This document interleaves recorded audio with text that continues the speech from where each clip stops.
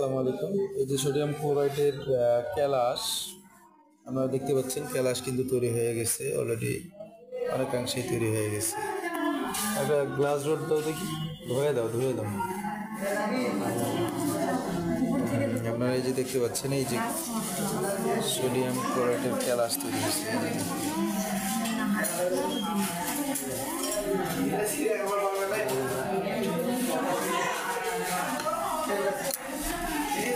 এই যে দেখেন, এই জায়গায় ক্লাস দেখা দিলেন,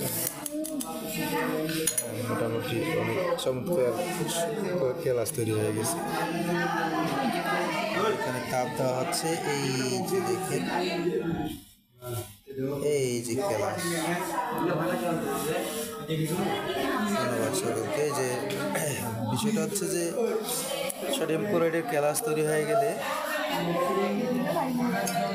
এটা আবার কয়েক ঘন্টা রেখে দিতে হবে। এটা পরবর্তী পর্যায়ে আবার কাজ হবে। তবে 100 মিলি পানি নিছি তো, অর্ধেক হয়ে গেলে এটা তাপ দেওয়া বন্ধ হবে। ধন্যবাদ।